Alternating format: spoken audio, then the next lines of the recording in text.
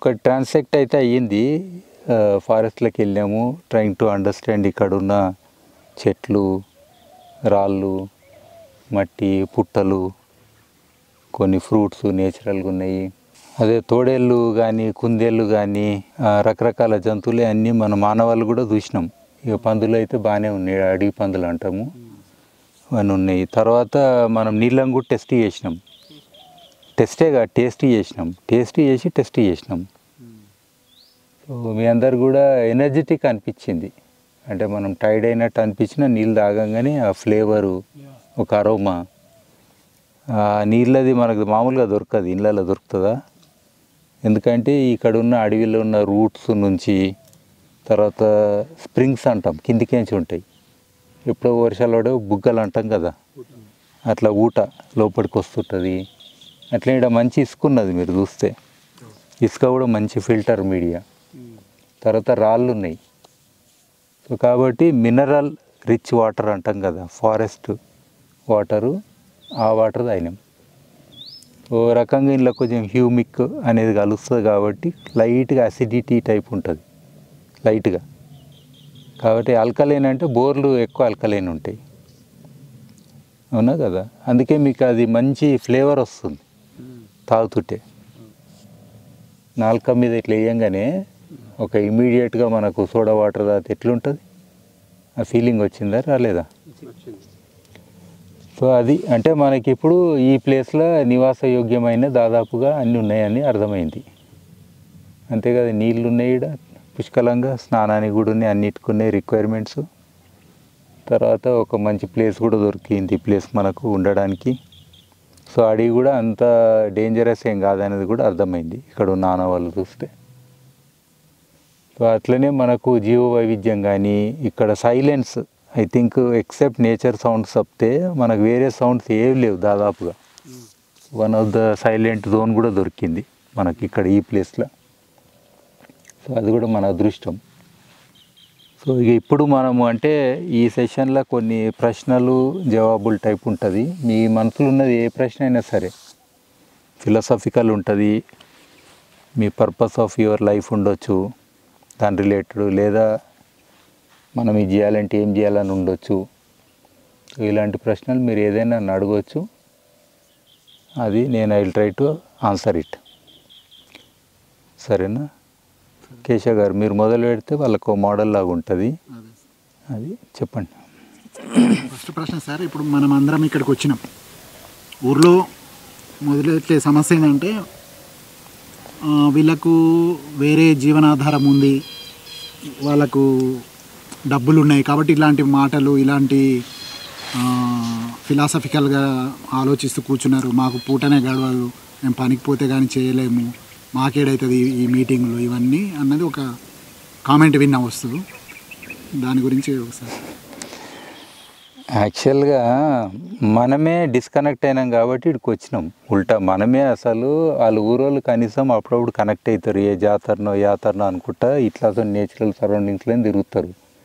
మీరు చూడండి, అలా ఇక్కడనే ఒక ఎల్లమ్మనో మైసమ్మనో ఏదో పెట్టుకోరు, ఇంత దూరం వస్తున్నారు వాళ్ళు, మనమే రానోళ్ళం.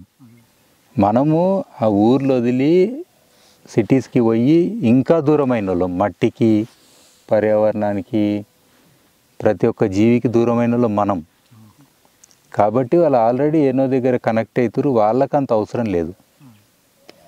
ఇప్పుడు తాతుండు మన ఇంటి వచ్చిండు, పెద్ద ఆయన 80 ఏళ్ళు, ఆయనకున్న అనుభూతి, అనుభవం మన లైఫ్లో ఏమున్నది? ఏనో పని చేయనికే పోతాము, అందులోనే తిరుగుతుంటాము, ట్రాఫిక్ జామ్లలో తిరుగుకుంటా. సో డెఫినెట్గా ఇది మనకే అవసరం. కాబట్టి వాళ్ళకి అవసరం లేదు, మీరు రోజు తిరుగుతారు కానీ మీకెందుకన్నా నా దగ్గర అట్లా. అది రెండోది, మనమిడ రానికి వేరే ఉద్దేశం ఉంది. ఎందుకంటే మనం మన కోసం రాలేదు, మన జీవితంలో కొన్ని లక్ష్యాలు పెట్టుకున్నాం, ఆశయాలు పెట్టుకున్నాము. ఆశయాలలో లక్షల మందికి మనం ఎట్లా రీచ్ అవుతాము, పెద్ద ఛాలెంజెస్ ఏవైతే ఉన్నాయో సుస్థిరతకు సంబంధించినవి, వాటిని అధిగమించడానికి మనం ఏం చేస్తాము. సో ఇలాంటి ఆలోచనలు చేయడానికి ఇది ఒక స్పెషల్ ప్రోగ్రాం పెట్టుకున్నాం. వాళ్ళకు రెక్కాడితే డొక్కాడదు అన్నోళ్ళకు నువ్వు వాళ్ళని పట్టుకొని నువ్వు ఇవన్నీ చెప్పుకుంటూ పోతే కూడా అది ఇల్లాజికల్. వాళ్ళు ఇవాళ పొద్దున్న నుంచి సాయంత్రం కష్టపడితేనే వాళ్ళకు ఇంకో రోజు అనేది ఉంటుంది. కాబట్టి దాదాపుగా వాళ్ళకు ఇట్స్ ఓకే, వాళ్ళ లెవెల్లో ఏదో చేస్తుంటారు మంచి పని ఊర్లో, అది పర్ఫెక్ట్, వాళ్ళకి శాతనిందాలు చేస్తారు. మా పెద్ద లక్ష్యాలు పెట్టుకుంది మనం కదా, సో మనకి స్పేస్ కావాలి అట్లా అనుకోండి. వాళ్ళకి తెలియకుండానే కొన్ని చేసేస్తూనే ఉంటారు, కానీ వాళ్ళకి అవగాహన ఉండదు. మనం చేస్తారు, అన్నదానం అంటారు, చేస్తారు, చెప్పి చేస్తారు, అది చేస్తూనే ఉంటారు. ఇప్పుడు ఆ దేవుణ్ణి ఊర్లో దేవుళ్ళని పెడతామంటారు, బొడ్రాయి అంటారు, ఏదో ఆ టైంలో మంచి పని చేస్తూనే ఉంటారు అలా. ఏదో హోలీ రోజు అట్లా వస్తూ ఉంటాం. అట్లా. ఇంకా నెక్స్ట్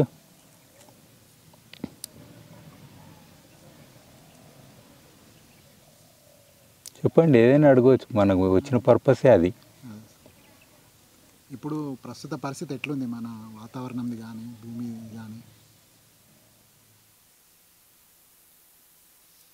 సమతుల్యంగా ఉన్నామా లేకపోతే డేంజర్ సైడ్ వెళ్తున్నామా? దాని మీద మన ఇండియా ప్లస్ వేరే దేశాలతో కూడా కొంత కంపేర్ చేస్తే మీకు ఆ అనుభవం ఉంది కాబట్టి. మనము ఎక్స్టింక్షన్ సైడ్ వెళ్తున్నాం. ఎక్స్టింక్షన్ అని అంటే మళ్ళీ కనుమరుగయ్యి కనబడకుండా పోయే పరిస్థితికి వెళ్తున్నాం. 6th మాస్ ఎక్స్టింక్షన్ అనేది ఆల్రెడీ బిగిన్ అయింది. దానికి మెయిన్ కారణం మనిషే. ఆ జీవాలు పోయే దాంట్లో మనిషి కూడా ఒక జీవి పోతాడు కనబడకుండా, ఇది గ్యారంటీ. దానికి ఎన్ని అడుగులు వేయాలన్నా నేసేసినాం ఆల్రెడీ. ఇప్పుడు భూగోళం వేడెక్కిందన్న 2 డిగ్రీల టెంపరేచర్ యావరేజ్ దాటింది, వర్షాలు ఇష్టం ఉన్నట్టు పడుతున్నాయి. ఇప్పుడు కాప్ సదస్సు అని ఆల్రెడీ అయ్యింది, కానీ పెద్ద నిర్ణయాలు ఏం రాలేదు ఇంకా. మన ఫాజిల్ ఫ్యూయల్స్ అని అంటాం కదా, శిలాజ ఇంధనాలు ఉంటాయి కదా, అవన్నీ కూడా ఫుల్ వాడుతున్నాం. బొగ్గు ఆపుతున్నామా, చెప్తే కూడా ఆపుతున్నామా? సో మనము ఇండస్ట్రీస్ అని, డెవలప్మెంట్ అని, మన నీడ్ కంటే గ్రీడ్ ఎక్కువ పెట్టుకొని కోట్లు ఆస్తులు, అప్పులు, దేశాలకు అప్పులు, మళ్ళా మన తరం వదిలి ఇంకో తరాలకు కూడా అవకాశం లేకుండా చేస్తున్నాం. సో ఇది పరిస్థితి. అంటే ఇప్పుడు అదే పరిస్థితి ఎట్లుంది అని అంటే మాత్రము వన్ ఆఫ్ ద వర్స్ట్ సీనరీలో మనం ఉన్నాము. మనకంటే కూడా ఎక్కువ ప్రాబ్లమ్స్ ఉన్నోళ్ళు ఇప్పుడు మొన్న పుట్టిన వాళ్ళు కానీ మొన్న ఆల్రెడీ యూత్ ఉంటారు కదా మనోళ్ళు, ప్రపంచంలోనే హయ్యెస్ట్ యూత్ ఉన్నోళ్ళు, బాగా చదివిన వాళ్ళు, మరి డిగ్రీలు పీజీలు చేసిన వాళ్ళు, మరి ఏ జాబులు లేకుండా ఉంటారంటే ఎట్లుంటారు? కనీసం ఇవాళ మనం వీడికి వస్తే ఒకరోజు సార్థకత అని అనిపిస్తుంది. వాళ్ళకి ఏం అవకాశం ఇచ్చినాం? పుట్టంగానే అన్ని ఈ డబ్బాలకించి ఆ డబ్బా అంటే క్లాసులు డబ్బానే కదా, ఈ 4 గోడలు, ఆ 4 గోడలు, ఆ 4 గోడలు, ఆ 4 గోడలు షిఫ్ట్ చేసుకుంటూ పోయినాం. యూనివర్సిటీ పాస్ అన్నాం, ఇప్పుడు ఏడున్నారు? సో ఐ థింక్ అందరికి అర్థమైతలే కొన్ని మాటలు చెప్పారు, like climate emergency, code red for humanity, ఇలాంటి పదాలు ఆల్రెడీ వాడేసారు. ఇంకా వాడడానికి ఏముంటుంది అంతకంటే ఎక్స్ట్రీమ్. సో పరిస్థితి అయితే బాగాలేదని చెప్పాలి. ఇది అందరికి అర్థమైతలేదు ఎంత బాగాలేదనేది. ఈరోజు గడుస్తుంది, ఏడగడుస్తుంది కరోనా. వాళ్ళు ఏమన్నా అంతమంది ఏడగడిచింది? ప్రతి కుటుంబంలో ఒక స్టోరీ ఉంది కరోనాలో పోయిన వాళ్ళది, లేదా? మరి సో అట్లనే కొత్త కొత్త రోగాలు వచ్చి తర్వాత ఇప్పుడు ఈ క్లైమేట్ చేంజ్లో కూడా ఎండ దెబ్బకు పోయేటోళ్ళు ఉంటారు, వరదలకు పోయేటోళ్ళు ఉంటారు, తుఫాన్లకు పోయేటోళ్ళు ఉంటారు, పంట నష్టంతో అప్పులయ్యి అట్లా పోయేటోళ్ళు ఉంటారు రైతులు. ఇప్పుడు ఎల్నినో అని నడుస్తుంది కరువు ఆల్రెడీ. జనాభా కూడా పెరిగింది కదా, ఏడ సరిపోతాం? అన్నిటినీ నాశనం చేసి మనిషి ఒకడే భూమి మీద బతకాలంటే కూడా కాదు. సో అది ఇప్పుడున్న పరిస్థితి. ఇప్పుడు నాకు 42 సంవత్సరాలు, మొదటిసారి వింటున్నా అన్ని వీటి గురించి. వినడం అంటే మనము ఇప్పుడు నేనంటే 18 రాష్ట్రాలు తిరిగి 15 దేశాలు తిరిగి వేరే వేరే అంతర్జాతీయ సంస్థలు కానీ లోకల్ గవర్నమెంట్స్ కానీ ఇటు ఊర్లలో కానీ అన్నిట్లో తిరిగినా కదా, అందుకని మా కనెక్టెడ్ ఉంటుంది. మీరు సాఫ్ట్వేర్ వాళ్ళు మీకేం కనెక్షన్ ఉంటుంది? మీకు ఎక్కువ లైఫ్ వర్చువల్ అంటాం, అంటే 01 అనే కోడ్ ఉంటుంది కదా ఇన్ బిట్వీన్. ఆ రెండింటి మధ్యన ప్రోగ్రాంలు చేసి దాన్ని తోటి వర్క్ చేస్తారు. మీరు నిజమైన వనరులతోటి కనెక్షన్ తక్కువ ఉంటుంది, ప్రకృతి వనరులు. అందుకని మీకు నాలెడ్జ్ లేదు అంతేగాని. బట్ తాత ఉన్నాడు, ఆయన అడిగితే చెప్తాడు, అవునా చిన్నప్పుడు మంచి వర్షాలు పడ్డాయి, ఇప్పుడు పడతలేవు, అప్పుడు అడిగి బాగుండే, ఇప్పుడు బాగాలేదు, ఆయన ఎక్కువ చెప్తాడు. మనం ఏం చెప్తాం? అవన్నీ చెప్తుండే ఆయన. ఒకప్పుడు ఈ చెర్లు ఎన్ని చేపలు ఉండే, ఎన్ని రకాల జంతువులు ఉండే, పులులు ఉండే, అన్నీ చెప్తుండు కదా. మరి ఆయనకు ఎక్కువ అనుభూతి ఉంటుంది. ఆయన ఏ కాలేజీ పోయిండని, మనం కాలేజీ పోయినాము అంటే మనం తీసుకున్న ఏదైతే మార్గం ఉన్నదో బతకడానికి, ఈ మార్గంలో అవి ఏం కనబడాయి, దున్యకథమైన కనబడదు మనకు. కానీ వాళ్ళకు వర్షం పడకున్నా బాధ అవుతుంది, ఎండ ఎక్కువ కొట్టినా తెలుస్తుంది, వేరే జీవాలు కూడా ఎట్లా తల్లడిల్లుతున్నాయో ఆయనకు తెలుస్తుంది. వాళ్ళు ప్రకృతిలో జీవిస్తారు కదా. ఒక పువ్వు వస్తే కూడా కాలం స్టార్ట్ అయిందని తెలుస్తుంది. ఒక పిట్ట అరుస్తే కూడా ఓ ఈ కాలం స్టార్ట్ అయింది అందుకే ఆ పిట్ట కనబడుతుంది అంటాడు. ఇవన్నీ మనకేం సంబంధం? హైదరాబాద్లో ఉంటే వాళ్ళకి ఏ కరువు సంబంధం లేదు, ఏది. ఓన్లీ వరదలు పడ్డప్పుడు నా కారు ఆగింది, నేను ముందడు కోతలేను అన్నందుకు బాధ, లేదా నా ఇంట్లోకి నీళ్ళు వచ్చినాయి అన్నందుకు బాధ. అంతకు మించి అసలు వర్షాలు పడవద్దు అని మొక్కేటోళ్ళే వాళ్ళు. ఉల్టా ఏమన్నా అంటే ఇవాళ రేపు ఉల్టా సిటీలో ఉన్న వాళ్ళంతా వర్షాలు పడవద్దని మొక్కుతుంటారు వెరైటీగా. ఏసీలలో ఉంటోళ్ళకు ఈ ప్రపంచం గురించి జ్ఞానం ఏముంటుంది? చదివి ఉంటారేమో బుక్లలో ఏదో సబ్జెక్టులు, కానీ అనుభూతిలో ఉండరు. అది డిఫరెన్స్. ఎక్స్పీరియన్స్ అనేది ఉండదు, అది చాలా తక్కువ. అందుకే ఇలాంటి ప్రోగ్రామ్స్ వాళ్ళు ఉన్నోళ్ళు, హైదరాబాద్లో ఉన్న వాళ్ళు అందరినీ కూడా కంటిన్యూస్గా మనం చేయగలిగితే, ప్రకృతి కనెక్ట్ చేయగలిగితే వాళ్ళు కూడా మనుషులు అవుతారు. మనుషులకు ఉండే ఒక సహజమైన లక్షణం ఏంది? స్పందించడం, మంచితనం. మంచితనము నువ్వు ప్రకృతిలో అన్నిట్లో ఉంటేనే అవుతుంది. ఇప్పుడు ఇట్లా కూర్చోవాలి, చాలామంది మట్టిని ముట్టుకొని ఏం లేని అయిందంటే చెప్తారు, ఓ నేను చిన్నగా ఉన్నప్పుడు ఒక్కసారి మట్టిని ముట్టుకుంటే మా అమ్మ కొట్టింది అంటారు. గదే లెక్కలకు, అదే ఫస్ట్ లాస్ట్. ఒకసారి మట్టి తింటే మా అమ్మ ఒక్కడు కొట్టింది అంటారు. వాళ్ళు ఎందుకు తీస్తారు చెప్పి ఈ లెవెల్కి? నాకు ఏసీ తక్కువ అయితే నెంబర్ పెంచి అంటారు, నాకు ఆ బండి పెద్ద పెద్ద బండ్లు కొనుక్కొని అక్కడిక్కడ తిరుగుతారు. పొల్యూషన్లో తొందరగా పోయినా సరే కానీ వాళ్ళ జీవితం వేరే. అదొక జూ పార్క్లో జంతువులు లెక్క వేరే జీవితం ఉంటుంది. జూ పార్క్లో జంతువు ఫీల్ అవుతుందేమో విఐపీ లెక్క, నన్ను అందరు చూడనీకి వస్తురని. దానికి అర్థమైతే లేదు జైలు ఉందని. అది జైలు ఉంది, ములాఖాత్కి మస్తు మంది పోతారు. వీళ్ళు అదే టైపు హైదరాబాద్లో ఉన్న వాళ్ళు. గా టైపే. మరి ఏమున్నది, లైట్లు వేసుకొని బతికేటోళ్ళకి ఏం తెలుస్తుంది చెప్పు. సార్ ఇప్పుడు చదువుకున్న వాళ్ళం పెరిగిపోతున్నారు, అంటే పెద్ద పెద్ద పోస్టులు వస్తున్నాయి అందరికీ, కానీ జీవ వైవిధ్యం గ్రామ స్థాయి దాకా ఎందుకు అమలు కావట్లేదు?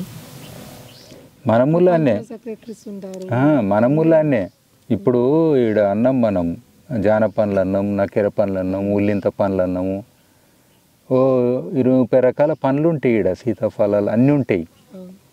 నిజంగా ఎన్నడన్నా ఎవరన్నా పండ్లు నీకు తెచ్చిచ్చిరా తెలిసిన వాళ్ళన్నా? నువ్వు తిన్నావా? మరి నువ్వు ఆ పండుకి ఆ చెట్టుకి నీకు ఏ సంబంధం లేనప్పుడు ఆ చెట్టు ఎందుకు ఉంటుంది? ఉండదు. అంటే కొట్టేసినా నువ్వు అడగవు. ఈ ఊర్లోనే నాకు తెలుసు ఆ పండు అవసరము, అది తింటా అని. ఈడున్న పిట్టకు తెలుసు అది అవసరమని, ఒక ఉడతకు తెలుసు అది అవసరమని. అన్నిటికీ సంబంధాలు ఉన్నాయి. నీకేడుంది సంబంధం? నీకు లేదు. కాబట్టి అది నాశనమైన నువ్వు అడుగుతలేవు. పిచ్చి చెట్లు తెచ్చి నీ చుట్టూ పెట్టిన పార్క్ అని కూర్చుంటున్నావు సంతోషంగా టికెట్లు పెట్టి. ఎంత పిచ్చోడైతే పిచ్చి చెట్లలో పోయి పైసలు పెట్టి కూర్చుంటాడు హైదరాబాద్ పార్కులలో, పనికిరాని చెట్లల్లో. ఒక్క చెట్టన్నా పనికొస్తుందా? ఓ పిట్ట కనబడకపోయే, ఇంకో జీవి కనబడకపోయే, అంత రంగులు రంగులు ఉంటాయి. పచ్చదనం ఒకటే కాదు కదా, విలువలు. అందుకు జీవ వైవిధ్యం పోతుంది. ఇట్లాదంటే దానికి నీళ్ళు పోయాలనా? ఇట్లాదంటే దానికి మనుషులు కావాలనా? ఒక్కొక్క చెట్టుకు 1000 రూపాయలు ఖర్చు పెడతారాడ హైదరాబాద్లో. ఎవరైనా అడిగిరా? ఏమైనా అంటే పచ్చదనం చేస్తున్నాం, సుందరీకరణ చేస్తున్నాం, మీకోసమే చేస్తున్నాం.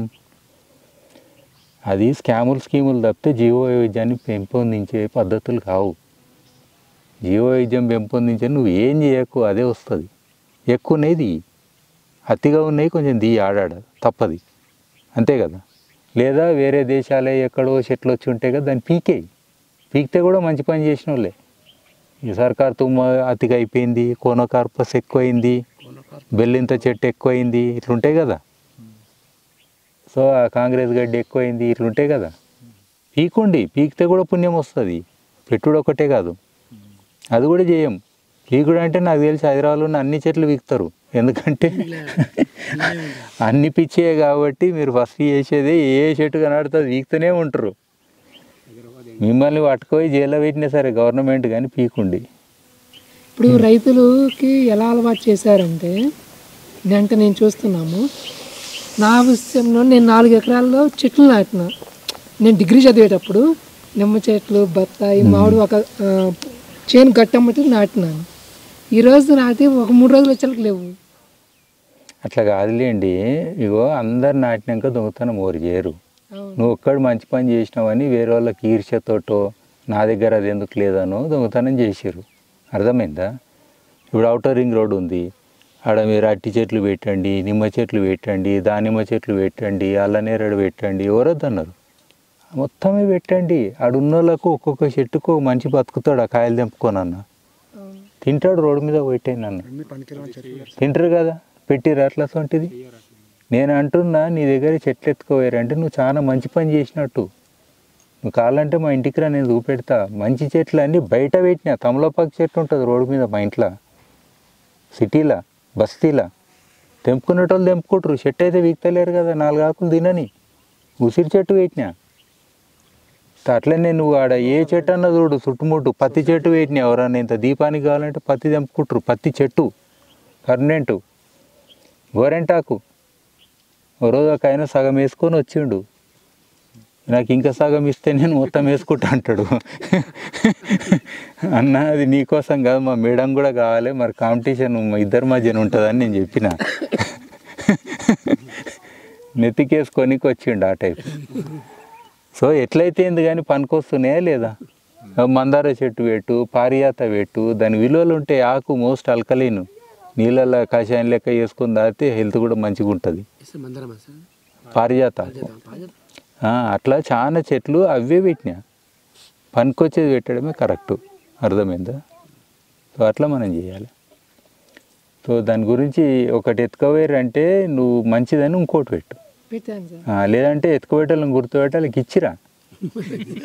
వాళ్ళు పెట్టుకోకపోతే వాళ్ళు ఇంట్లో పెట్టిరా, అంతే కదా. మంచి దొంగతనం చేసిన తవ్వునే మంచి మాట చెప్తున్నా, నువ్వు ఆలోచన తీసుకొని ఎన్నో ఇంకొకరికి చెప్తావు. ఇది మంచిదా చెడ్డదా? మంచిది. అట్లనే మరి ఆడ వస్తువు అయ్యింది సర్లే అనుకోవాలి, చెట్టే కదా అని అనుకోవాలి. అంతకంటే ఎక్కువ ఫీల్ కావద్దు. అది ఇప్పుడు చేను చుట్టూరు వెదురు నాటాము. ఇప్పుడు పక్క చేను వాళ్ళేమో నేడొస్తుంది నన్ను నా మీద కంప్లైంట్ చేస్తారు, పీకేస్తారు. ఇప్పుడు తాడి చెట్లు నాటినా మాకు నీడొస్తుంది బాబు, వాళ్ళు ఉండరు అసలుకి. ఆ అబ్బాయి ఆస్ట్రేలియాలో ఉంటారు, ఇతను చేను కౌలుకి ఇస్తాడు. కౌలు రైతేమో గడ్డి మందు కొడతా ఉంటాడు, చెట్లు ఇరగపారు. అంటే ఈ చెట్లు వల్ల ఆక్సిజన్ వస్తుంది బాబు, మనం ఈ వీళ్ళ వల్ల బతుకుతాము, మంచిది భవిష్యత్తు అని చెప్తున్నా వినరు. ఎందుకు చెప్తున్నా వినట్లే. ప్రాబ్లము మీరు పోయి ఆడుండి వాళ్ళతో కొట్లాడే వాళ్ళు మా సొంటల పక్కన ఉంటే లొల్లి ఉండదు కదా. సంగతి అంటారు. అందుకే సత్సంగానే ఓ మాట కూడా అంటారు, అంటే లైక్ మైండెడ్ వాళ్ళు నీకు పక్కన ఉంటే, అందుకే కమ్యూన్ లాంటి కాన్సెప్ట్ చేసుకొని అలాంటి ఆలోచనలు ఉన్న వాళ్ళు అందరూ ఒక దగ్గర ఉంటే ఎవరా గడ్డి మందు కొట్టరు. చెట్టు నీడొచ్చినా మంచిదే, నాకు కూడా నీడొస్తుంది అంటాము. ఇద్దరి మధ్యన చెట్టు వేరితే కూడా సర్లే నాకు సగం కాయలు నీకు సగం కాయలు అని అంటాము. ఉంటుంది కదా. మీరు రాంగ్ ప్లేస్లో ఉంటే నేనేం చేయాలి? అవు మరి మీ వాళ్ళకి నచ్చది అంటే ఏం చేస్తాం? వాళ్ళు అంటలేను. ఇప్పుడు మీలో ఉన్న పరివర్తన అయ్యింది. ఫర్ ఎగ్జాంపుల్ మీ దోస్తుండు పక్కన, ఆయనకు తక్కువ మార్కులు వస్తున్నాయి, నువ్వేం చేయాలి చెప్పు? ఎక్కడ తగ్గుతున్నాయో, ఎక్కడ క్వశ్చన్ తప్పు రాస్తున్నాడు చెప్పాలి. కానీ నీవు ఫస్ట్ ర్యాంక్ కూడా పోతుంది ఆయనకి చెప్తే, అప్పుడేం చేస్తావు?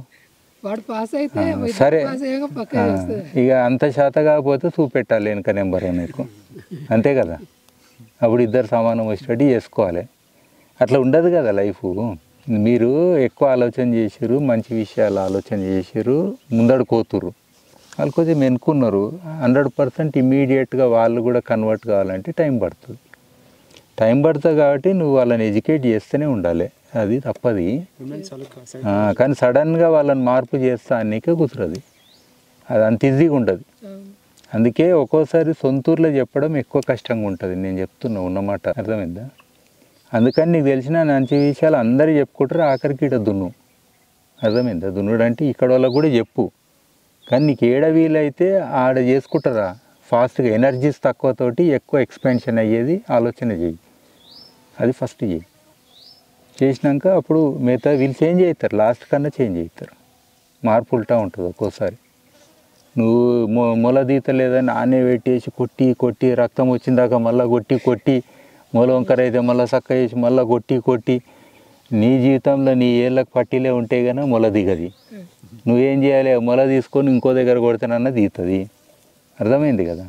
అది నువ్వు కొడతలేవు. నీ లైఫ్లో నీ ఎనర్జీ పోయిందా, లేకపోతే నేనేం చేయాలి చెప్పు? నీ సఫరింగే పెరుగుతుంది. అంటే లాజికల్గా చెప్తున్నా. నేను యాక్సెప్ట్ చేస్తున్నా. ఈత చెట్లు పెడతా అంటే నేను వెల్కమ్ చెప్తున్నా ఆయనకు. చాలా మంచి మాట. చేస్తున్నానన్నా నేను అంతకుముందు చెట్లు ఎక్కిపోయారు ఫ్రెండ్స్ నేమో అందరిని అరే సెలవులకు వచ్చినప్పుడు మొక్కలు నాడదాము అన్న వాళ్ళు రాను కూడా రావట్లా. 8 దాకా సార్ ఏమంటుండో ఎక్కడ అవకాశం ఉంటే అక్కడ షిఫ్ట్ అవ్వమంటుండో పెట్టడానికి, ఆ పనిని వేరే దగ్గర ఎగ్జిక్యూట్ చేయమంటారు. అందుకే ఇంక రోడ్ ఎవరితో ఇంకా పట్టుకొని నా పని నేను చేసుకుంటా పోతామంటే అడిగితే చెప్తాను మొక్కలని. ఇంకా అలా మనకు అవకాశం ఒక్కటే అని అనుకోవద్దు. అవకాశాలు ఉంటాయి. నన్ను ఆఫ్ఘనిస్తాన్ పోలే సప్పుడు దాకా పోయినా. ఒక దేశమే పిలిచి ఓ పెద్ద ప్లాన్ ఇవ్వమంటే ఎంత సంతోషం. నా గల్లీ వాళ్ళు పిలుస్తలేరు, నా ఢిల్లీ వాళ్ళు పిలుస్తలేరు. ఈడ వాళ్ళు పిలిచిరు పోయినా. అట్లా అన్నట్టు మీకు ఏడ అవకాశం ఉంటే దునియానే మనది. భూమిని ఇంతకుముందు ఎవరన్నారు? మీరు అన్నారు కదా భూమిని ప్రేమిస్తా అని. మరి ఎందుకు లోకలు జన్మభూమి అని చెప్పి హాస్పిటల్ బెడ్కే చేయాలన్నా సేవ? జన్మభూమి అంటే హాస్పిటల్, పుట్టిన హాస్పిటలే కదా లెక్క ప్రకారం. నేను మరి మా అమ్మమ్మ వాళ్ళ ఊర్లో పుట్టినా, ఆ ఊర్లో పోయి చేసి తూకుంటారా ఊరోళ్ళు? నువ్వు ఉడితే పుట్టినావు, మీ ఊరు వేరే పో అంటారు. అరే నాయన జన్మభూమి అంటే గిది మీనింగ్ అంటే వినరాళ్ళు. నీ నేటివ్ విలేజ్ అని ఉంటుంది, మీ తాతల ఊరు, ఆ ఊరు నీది అంటారు. కానీ లాజికల్గా జన్మభూమి అంటే నిన్న మొన్న పుట్టింది, ఏ హాస్పిటల్లో పుడితే అదే జన్మభూమి. ఒప్పుకుంటారా? మరి వదిలేండి, భూమి మీద పుట్టారు, అది లాజిక్. అందుకే మీకు సెంటిమెంట్ ఉండొచ్చు. నా ఊరు, నా వాళ్ళు, నా మట్టి, నా గాలి. అది జూనియర్ ఎన్టీఆర్ నీళ్ళు తాగితే కాళ్ళు ఎర్రగా అయినాయి చూసినావా? జన్మభూమికి వచ్చి తాగితే. సో అట్లా అవసరం లేదు, అంత సినిమాటిక్ అవసరం లేదు. ఎయిర్పోర్ట్ దిగంగానే ముద్దాడడం, బస్ దిగంగానే వాసన చూడడము, అట్లా అది జనరల్గా లైకింగ్ ఉంటుంది. ఇప్పుడు చిన్నప్పుడు స్కూల్కి పోతే మీకు ఇష్టం ఉంటుంది, ఇట్లా ఉంటుంది కదా లాజికల్గా. మన ఏరియాకి పోతే ఒక అట్రాక్షన్ ఉంటుంది, అంతేగాని ఐ డజన్ మీన్ దట్ అదే ఫైనల్ అని. మనమే 10 ఇండ్లు చేంజ్ అవుతాం, 10 ఊర్లు చేంజ్ అవుతాం, 100 రకాల నీళ్ళు తాగుతాం మినిమం. అవునా కదా? మరి మనం అంతా కనెక్ట్ కావాలంటే భూమికే కనెక్ట్ కావచ్చు. అర్థమైంది కదా? ఇప్పుడు సస్టైనబిలిటీ డెవలప్మెంట్ రావాలంటే ఇప్పుడు గ్రామాల్లో ఇప్పుడు ఇన్స్పీరియన్స్ ఎలా చూపిస్తారు? మన నాయన సాఫ్ట్వేర్ జాబులు చేస్తున్నారు, మా నాన్నే ఉంటాడు. ఇప్పుడు నువ్వు ఊర్లోనే ఉంటావు, వాళ్ళు చూడు హైదరాబాద్ వెళ్తారు, బెంగళూరు వెళ్తారు, వాళ్ళు కార్లో తిరుగుతారు. చెప్తున్నా, నువ్వు ఎప్పుడు ఊళ్ళో ఆవులు అంటావు, గేదెలు అంటావు, నువ్వు ఉండటం వల్ల మేము కష్టపడుతున్నాం. లేకపోతే నువ్వు అందరిలాగా అటు హైదరాబాద్ అటు పోతే మాకు ఈ శ్రమ తప్పిద్ది కదా. అట్లా కాదులే. ఇప్పుడు సంతోషం అని ఒక టెస్ట్ ఉందనుకో, మీ దోస్తులకు టెస్ట్ చేసి నీకు టెస్ట్ చేసిరు అనుకో, నీకు ఎక్కువ మార్కులు వచ్చినాయి అనుకో, అప్పుడు కూడా మీ నాయన అంటాడా, అరే నీకు సంతోషం ఎక్కువ ఎందుకుందిరా, నీ ఊర్లో ఉంటే కూడా ఎక్కువ ఎందుకుంది, మస్తు ఫీల్ అవుతున్నాయిందిరా అన్నారు అనుకో. నడువు అంటే అప్పుడు నువ్వేమనాలి, అరే సంతోషానికే కదా మనము ఏడున్నా కానీ అనేది ఒకటి ఉంటుంది కదా. సో అట్లా టెస్ట్ ఏమైనా ఉంటే చేయించుకో, మీ దోస్తులు కూడా తెచ్చి రిపోర్ట్లు 2 పెట్టాలి, బెటరు. ఇంత బతికి మెడిటేషన్ చేసే వాళ్ళు కూడా, జంగల్లో పోయిన వాళ్ళు కూడా ఆఖరికి ఇది క్లిక్ కావాలి. అర్థమైందా? పీస్ అంటాం కదా, పీస్లో సంతోషాన్ని బ్లిస్ అంటాం, ఎన్లైటన్మెంట్ అంటాం. ఇదంతా ఏంది? హయ్యెస్ట్ లెవెల్ వెళ్ళడం అంటే అదే, ఏ బాధ లేకుండా మనిషి తన జీవితాన్ని సార్థకం చేయడం, నలుగురికి ఉపయోగపడడం. నువ్వు ఏడుంటేంది నేచర్కి ఉపయోగపడ నీవు నేచర్ అని కాదు, అది అన్నీ కలిపి వస్తాయి సమస్తం. మనుషులు రావచ్చు, పశువులు రావచ్చు, జంతువులు రావచ్చు, ప్రకృతి రావచ్చు, మట్టి కూడా రావచ్చు, ఇసుక కూడా రావచ్చు, అన్నీ రావచ్చు, రాయి రప్ప చెట్టు పిట్ట అన్నీ. సో అన్నిటికీ కనెక్ట్ కావడమే హయ్యెస్ట్. ఎందుకంటే నీ సంతోషంలో అవి భాగమైనవి కాబట్టి. అప్పుడు బ్లిస్ వస్తుంది. ఇప్పుడు ఆ పిట్ట అరుస్తుంటే నాకు సంతోషం వస్తుందంటే ఆ పిట్ట అరుపు నాకు బాధ అవుతుందా? ఆ పిట్ట ఒక అరుపు నాకు సంతోషాన్ని ఇస్తుందా? ఏ సంబంధం లేని ఆ జీవికి ఈ జీవి కూడా కనెక్షన్ వచ్చింది కదా, అదే హయ్యెస్టా కదా. అది మన చుట్టమా అరవనికే? అదే మన ఇంటి వాళ్ళు అరిస్తే నీ బీపీ పెరుగుతుందా తగ్గుతుందా? పెరుగుతుంది. మరి పిట్ట అరుస్తేనేమో నార్మల్ ఉంది, ఇంటి వాళ్ళు అరిస్తే ఫీల్ అవుతున్నావు అని ఇంటి వాళ్ళు అన్నారు అనుకో, ఇదేంద్రా నేను అరుస్తేనేమో ఫీల్ అవుతావు, పిట్ట అరుస్తేనేమో సంతోషంగా ఫీల్ అవుతున్నావు అంటే ఏమంటావు అప్పుడు? అంటే ఈయన డెఫినేషన్ వాళ్ళ నాన్న డెఫినేషన్ వేరు వేరు ఉన్నాయి కదా సార్. ఈయన సంతోషం అంటే ఒకటి ఉంది, వాళ్ళ నాన్న సంతోషం అంటే ఇంకోటి. అట్లా కాదు, వాళ్ళ నాయననేమో మందిని చూసి అనేది ఒకటి ఉంటుంది. అది సాధారణంగా ఏ తల్లిదండ్రులైనా ఏమనుకుంటారంటే యావరేజ్లో బతికేటోడు నార్మల్ అనుకుంటారు. ఇప్పుడు సడన్గా నేను పెళ్లి చేసుకోనంటే అనుమానాలు ఎక్కువ ఉంటాయి. అరే నేను చేసుకోనంటే వినరు, ఉల్టా ఉంటారు జనాలు. సో అట్లా రకరకాల ఉద్దేశాలు ఉండొచ్చు వేరే వేరే వాళ్ళకి, యావరేజ్ అనే కండిషన్లో. సో అట్లనే వాళ్ళ నాన్న ఏంటంటే నా కొడుకు మంచిగా ఉండాలి, ఎప్పుడు సఫర్ కావద్దు అని ఇప్పుడు అందరు ఏం చేస్తారు అనే దాంట్లో వాళ్ళు ఆలోచన చేస్తారు. అది తప్పేం లేదు లాజికల్గా, ఎందుకంటే వాళ్ళకున్న ఎడ్యుకేషను, వాళ్ళకున్న అండర్స్టాండింగు, వాళ్ళకున్న సమాజము, నలుగురు అంటాం కదా, ఈ అన్ని కనెక్షన్లో వాళ్ళు ఒక ఆలోచనతో ఉన్నారు. సో కాబట్టి వాళ్ళని బ్లేమ్ చేయడము కరెక్ట్ కాదు.